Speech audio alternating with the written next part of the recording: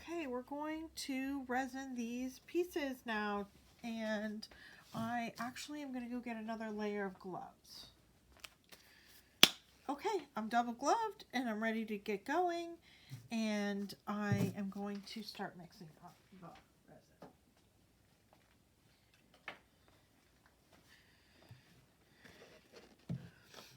So, as I mentioned, we have KS resin. I think I mentioned that already in this video, but I've been doing this over the course of several weeks, so if I didn't, here it is. I use KS resin. It is a resin I was introduced to when I took a class here in Connecticut, and I like it, and it works great, especially for the fact that I want these to be used as hot plates so they can stand up to 400 degrees. If you are interested in trying KS resin, go ahead and look in my description and you will find a discount code. So this is an 8-ounce measured cup that I have here, and I am just going to make 8 ounces, and that should definitely cover this. And if I have some left over, I can pour a few coasters or something with it after that. So it's a 1-to-1. I'm going to put part B in first to the 4-ounce mark, and I'm just gonna get a chair here so I can get down to the level. Of course, chair's not really. I should have this table up higher is what I should. Okay, so part B to the 4-ounce level. You know what's getting me is that it's a black. The table is black, and there we go. Put it on that other color so that I can see the numbers. Table's black, the numbers are black.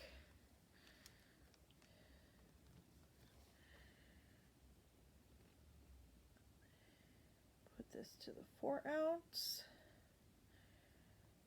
for my one part, and what I was always taught was, you know, slow up your pouring as you're getting close to your number, because it doesn't seem like it's going fast, and then all of a sudden you're at the line and it's still coming out. So that was a good tip that I had gotten from Tammy Anderson. Okay, we're just about up to the 4-ounce.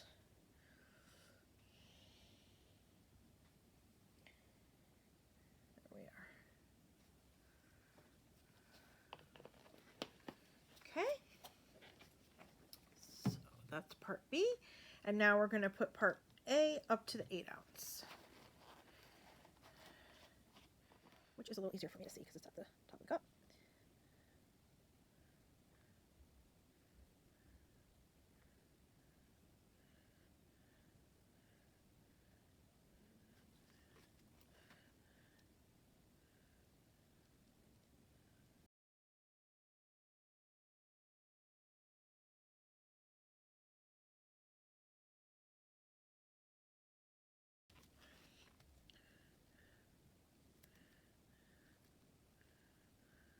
These are just pre-marked resin cups that I found on Amazon. I can put a link in the description for these as well. I don't have an affiliate code or anything, so if you find this item and you want to order it, you can, do it with your favorite person who has an affiliate code, whoever that may be.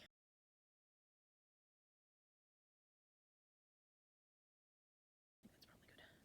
That's pretty much 8 ounces right there. Okay. So this has to get stirred for 4 minutes, and I will probably just stop here and come back when I'm done. So 4 minutes, stir.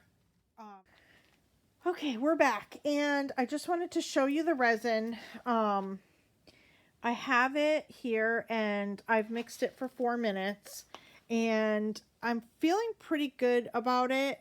It's definitely got some air bubbles in it.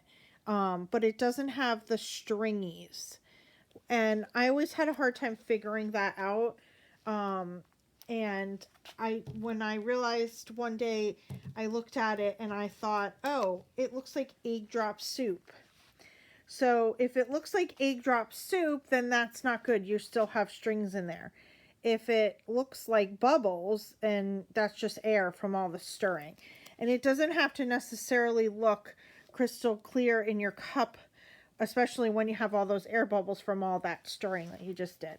But for the most part, just make sure you're scraping often to get it well incorporated, and you're scraping the sides of your cup, and you're combining all of that back in again, and just stir for the full 4 minutes or whatever your resin recommends that you stir it for.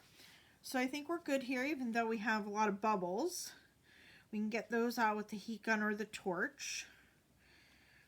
So I'm gonna start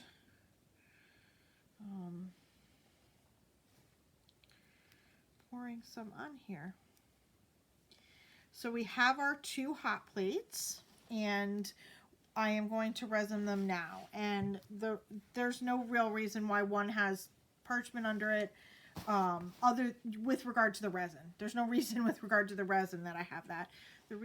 The amount of resin that I would probably need for a size this is probably 3 ounces or less. So I have 8 ounces here, 2 of them. I am going to do sort of a thin coat so that I can come back and do a second coat after 24 hours. So here we go. I will probably have a little left over, which I will just use in another area of my shop here and you know, pour into some coasters likely. Okay, so this one.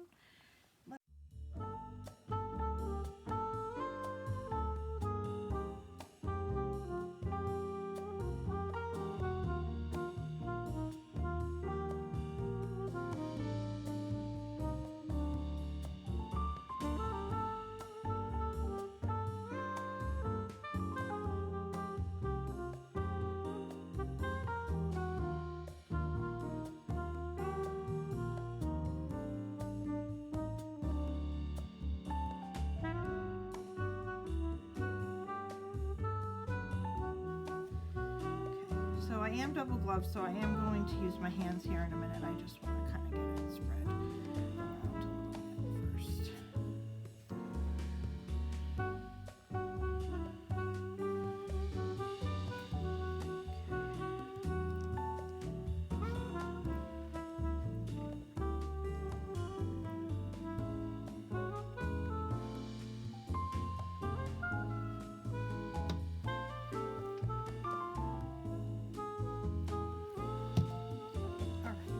Get down low so I can like use the reflection.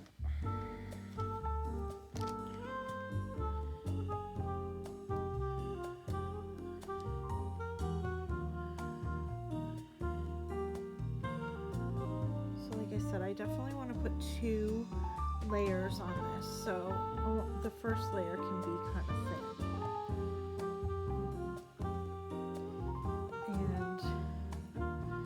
Definitely want to get the sides covered as best as I can, because as you know, resin, much like paint, but almost more so, really likes to drip off the sides and keep dripping off the sides. So I don't really want to have, I'd like to have my sides well covered on these items, and that is why I need at least 2 coats to get the sides really well coated. Okay. So there's no real advantage to too much scraping of your bottom drifts, and the reason I say that is because resin is going to build up underneath the drifts, much like icicles build up on your house. And there's not a whole lot you can do about that.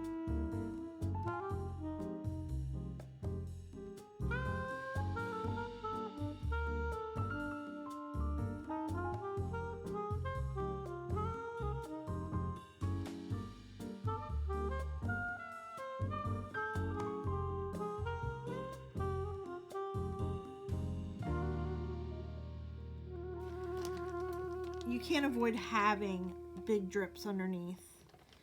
They're gonna happen, and you're going to have to remove them with a heat gun.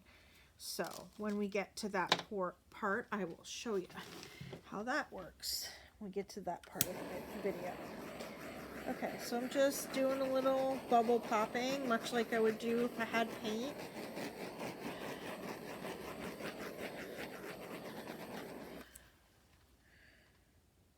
It looks like a pretty smooth surface. I'm going to come around the other side. Oh God, the gold and the copper in this one. Oh, it just pops with this resin. Love it. Love it, love it, love it. This is going to be gorgeous. Okay, so I'll give it another couple scrapes. Move on to the next one.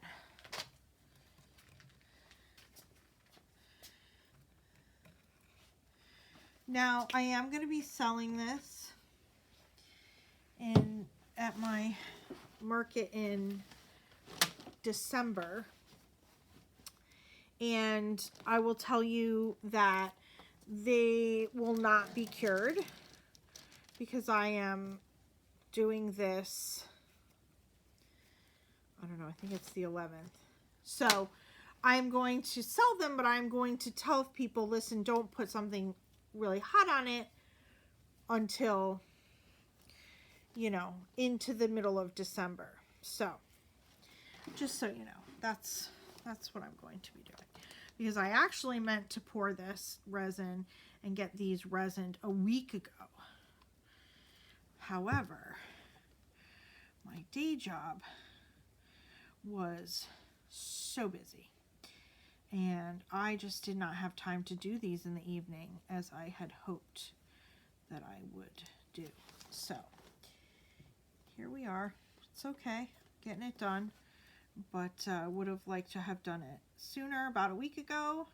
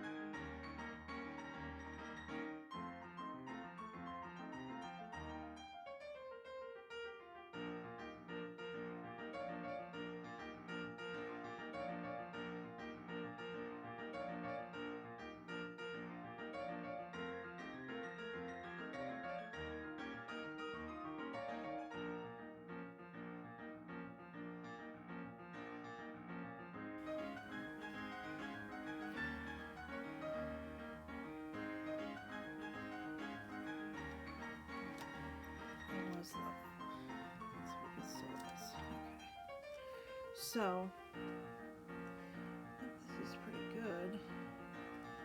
I need to look at it from a different angle to see if it's gone everywhere. You know, resin is a new medium for me. I have only been using it for a few months, and not, you know, all the time, for a few months. So, you know, I'm learning on this one too, but I do find this KS resin great to work with. It always comes out looking good, even if you see me struggling like this, like I am, to try to get everything smooth and done. It comes out great in the end. So I don't know if it's just that it really just is easier to work with for a newer person like me. I don't like how this is on these stands. I think it's not quite. That's a little better. Okay. Oh, and the metallics in this piece are looking amazing as well. They are reflecting so cool through the resin. I will go get my phone and bring you down to have a quick look, probably from this angle, because oh my goodness, the metallics are being picked up so well from this angle. So let me get down low and look for bubbles. I don't really see any more. And again, don't worry if you're gonna do the 2 coats, which is recommended. Do your best to find the bubbles, but if you miss a few, you're gonna get them covered up on the 2nd coat.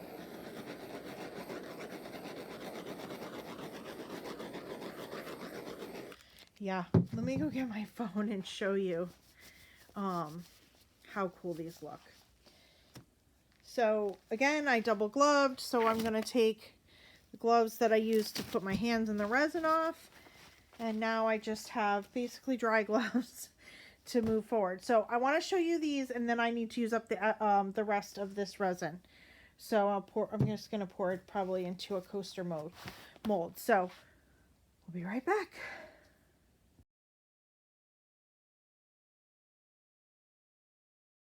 Okay guys, welcome back. It's day 2. It's about 24 hours, give or take 30 minutes maybe. And we're ready for the 2nd coat of resin. And I have already mixed it. It's right here. I mixed about 6 ounces this time, which is just about as much as I'll need with a little left over. I have a little bit of coasters that can be, you know, filled up a little higher. So if there's any extra, I'm gonna just use it over there for those. I also this time did manage to get my heat gun attached to a plug so that I could have it over here, because it really does move the resin easier when I can just warm it up a little. And I am going to get my medium-sized gloves to double glove, and then we're going to get started with just another clear coat of resin on these pieces, and then that's going to be it until it's time to take the tape off and put the cork on the back. So here we are with the step 2 of the resining, which is to put the 2nd layer on. And I'm just gonna struggle with my gloves here for a second. Gloves on gloves. And these gloves are dirty today, so probably should have got new ones, but try not to waste them. And they're just gonna be underneath, so that's fine.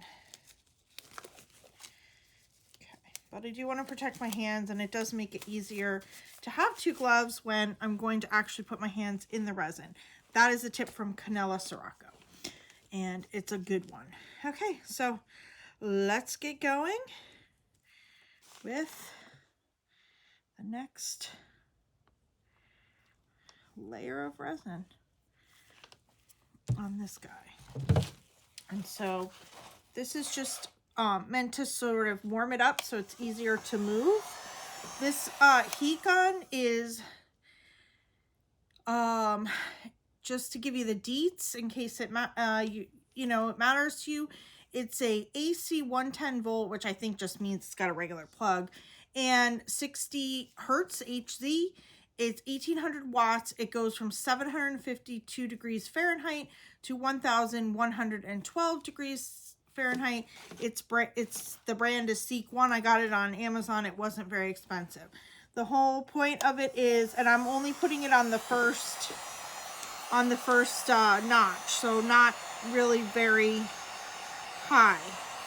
And so obviously it does 2 things. It pops the bubbles, and in this case it's going to warm up the resin so that has a metal tip, so I'm going to have that hanging off the edge of my little plastic tablecloth here. So it warms it up so that it moves a little bit better. Oh yeah, that would have been nice if I had that yesterday. Okay, it really just makes it, you know, just sort of move a little better. And I could probably have a little bit more on here, to be honest.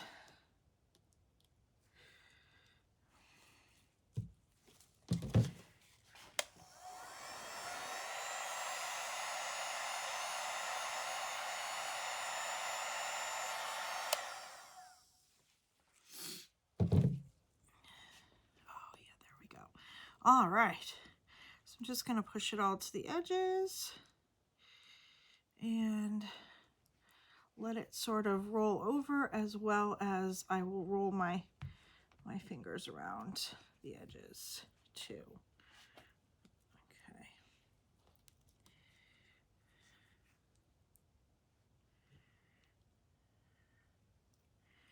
One of the things I find that even I struggle with, and I don't know if there's a trick and I just haven't kind of stumbled on it or watched a video that talked about it, but some of my pieces, well, many of my pieces, and I haven't resined a lot of canvases.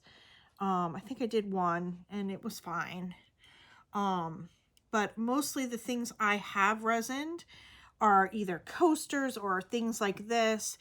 And I do find that I struggle a bit with the side coverage. It doesn't stay. So like I'll have this beautiful top, you know, just like glass, and it's just really well, you know, I can get all the bubbles out, it can look great, but then I just sort of have this spotty coverage on the side. So I really hope that I will figure that out someday, and if you know how to do it, let me know in the comments. I'm just gonna pop the bubbles. Again, you could use a torch for this as well, which I do often, but I have the heat gun, you know, over here, so I'm gonna use the heat gun. And yeah, so I'm gonna just come around both sides of the table so that I can look at it from all light angles, just to see if there's more bubbles or missed spots. Or no, it's actually looking really good in terms of coverage there. Okay, so on to the red one.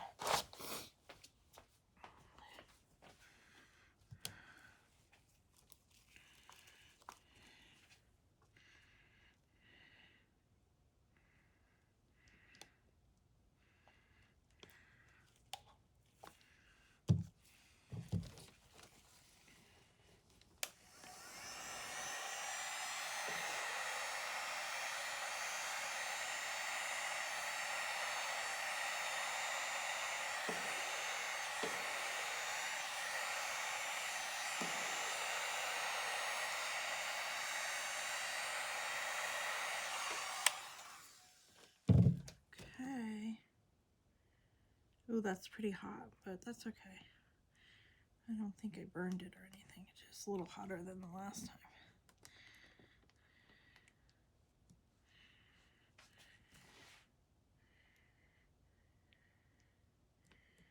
Right to the edge.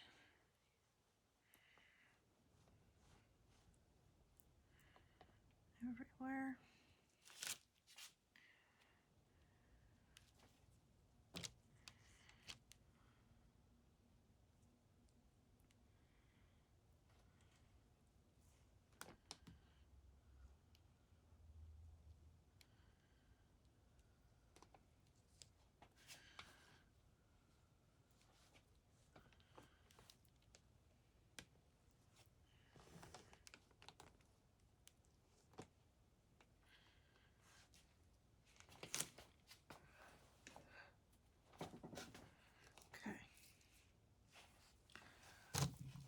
Now we can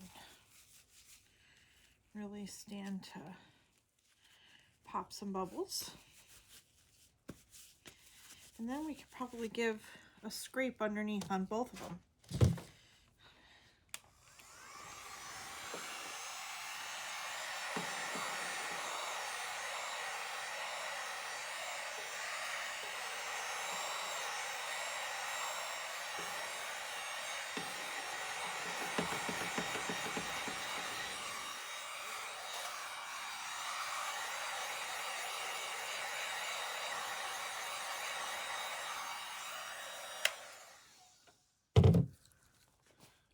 right. Well, those are coated with coat number 2. I will go around and just sort of try to catch some of these drips and scrape some of them off for 1 or 2 times. And then this has to sit. It'll sit for 24 hours, and then I will take the tape off the back, which I will also use the heat gun to do. Melt the hardened resin and then allow it to, which allows the tape to sort of let loose. Take the tape off the back, and then I will put cork underneath, and then they will be done. Thanks for being here. I hope you'll use some resin. And again, if you'd like to get a discount on trying some, then you can go find that in the description and give it a try. Bye now. Welcome back. They're done and they came out awesome.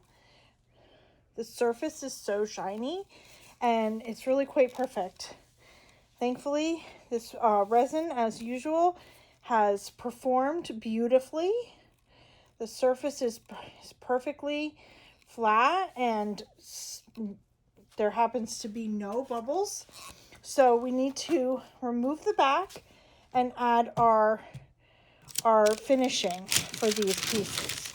So let's get these things out of the way.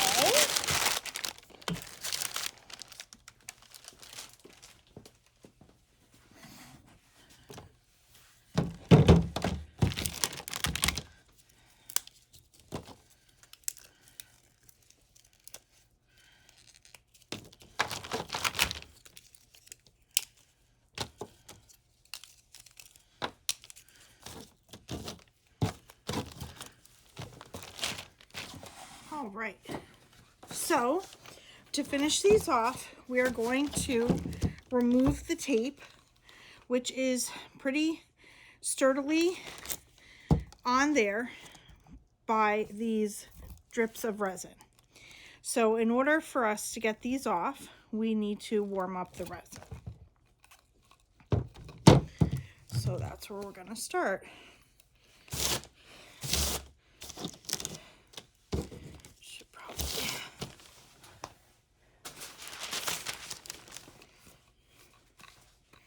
So nothing sticks to it. You just have to be a little careful with this paper because I'm going to use the heat gun. Okay. And it's really just a matter,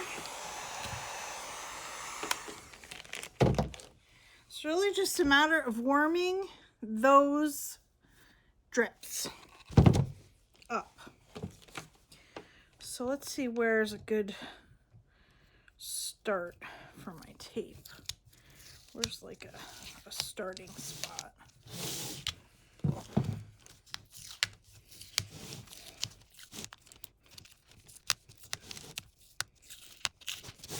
I don't think this was one piece. Maybe it was one piece. Maybe I managed to get that covered in one piece. Well, it seems like it's one piece. Okay, here we go.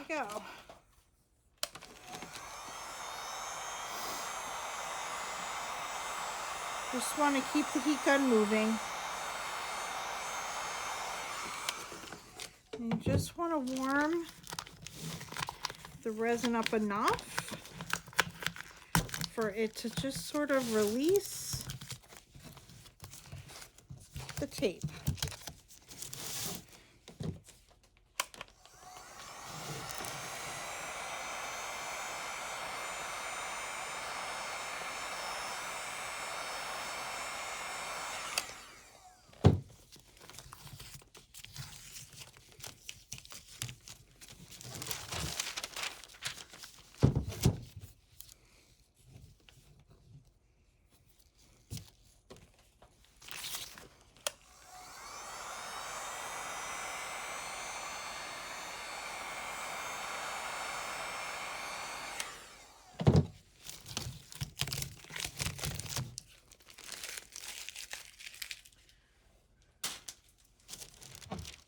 Okay.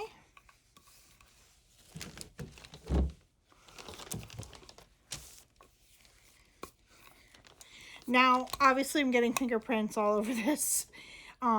take a little isopropyl alcohol, wipe it. You're good to go. Let's see. Let's see if I can find the start of this tape.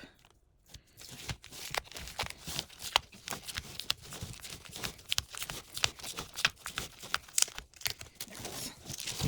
There's the beginning. Just to reiterate, and I talked about this before, I'm using this on low.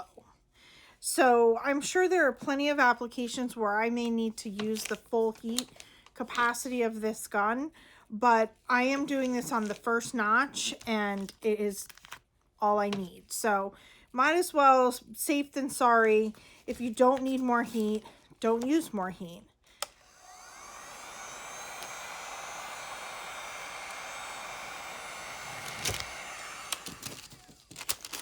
Especially when I'm dealing on plastic and paper.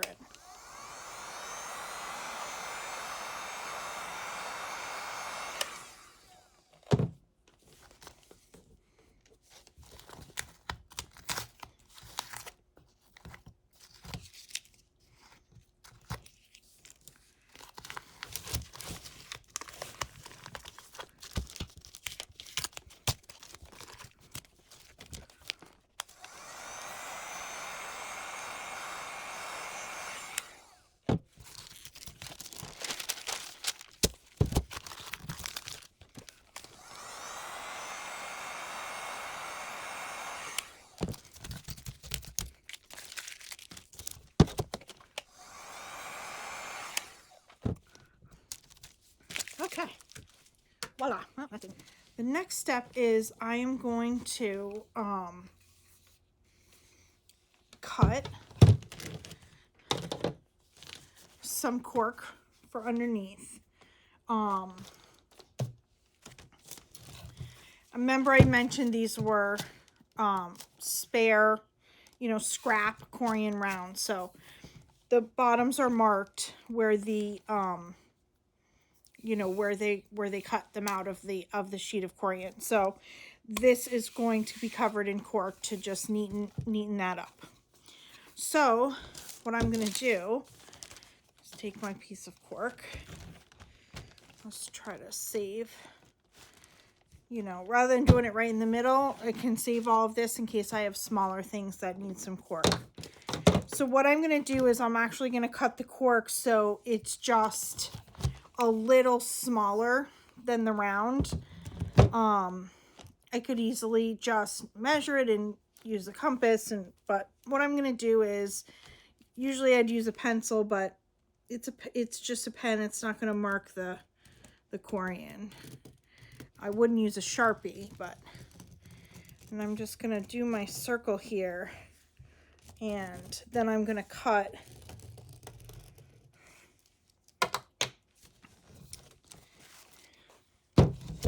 So I'm going to cut inside the line, and then I am going to glue it. This is E6000, and I'm going to glue that to the back of this, and then I'll probably put it, put something heavy on it for a little while, and that's it. And these will be ready for sale. And as I mentioned, probably earlier in the video, when I put these for sale in a couple of weeks, I will probably put a little note with them saying, don't put anything super hot on it, probably for about a week. So that's it. And thank you so much for joining me. I hope you liked this project. If you like this format of video where I kind of did one project, then the next, and then it all came together, let me know in the comments. I've got lots of other projects going on down here, and I do my best to video as often as I can while I'm working. It's just the editing that sometimes keeps it from reaching you right away. But thank you for being here with me, and come back with paint with me again, and come back and resin with me again. Good night.